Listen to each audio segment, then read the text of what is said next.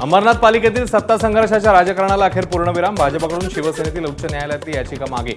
जिल्हाधिकाऱ्यांनी शिवसेनेचा गट अधिकृत ठरवल्यावर भाजपने या निर्णयाविरोधात उच्च न्यायालयात घेतली होती. जळगाव बाजार समितीच्या सभापतीपदासाठी लक्ष्मण पाटील यांची बिनविरोध निवड. आमदार मंगेश चव्हाणांच्या उपस्थितीत कृषी उत्पन्न बाजार समितीची निवड प्रक्रिया. अखिल भारतीय औषध विक्रेत्यांचा 20 मे रोजी देशव्यापी बंद. बेकायदेशीर ऑनलाईन औषध विक्रीच्या विरोधात बंदची भूमिका. सांगली जिल्ह्यातले 4200 मेडिकल बंद राहणार.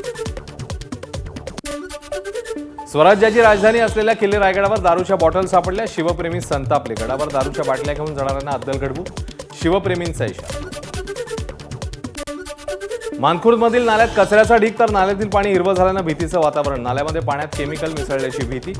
नाले सफाई करावी स्थानिकांची मागणी. पश्चिम बंगाल बॉम्बस्फोट प्रकरणातील 2 आरोपींना मुंबईतनं अटक. रॉकी खान आणि सहादत सरकार अशी अटकेतल्या आरोपींची नावं. बॉम्ब हल्ला करून गीतांजली एक्सप्रेसने गाठली होती मुंबई.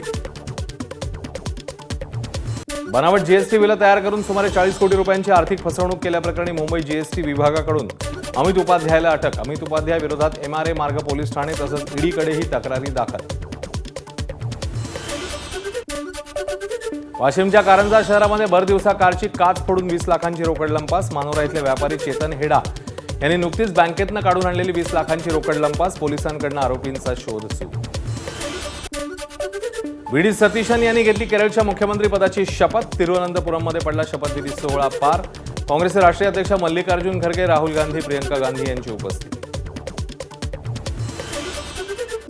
अमेरिकेचे राष्ट्राध्यक्ष डोनाल्ड ट्रम्प यांच्यानंतर आता रशियाचे राष्ट्राध्यक्ष व्लादिमीर पुतीन चीनच्या दौऱ्यावर जाणार. पुतीन उद्या बीजिंगमध्ये मुक्कामी. चीनचे राष्ट्राध्यक्ष शी जिनपिंग यांच्या निमंत्रणानंतर पुतीन जाणार. युद्धासंदर्भात पुतीन आणि जिनपिंग यांच्या धोरणात्मक चर्चेची माहिती.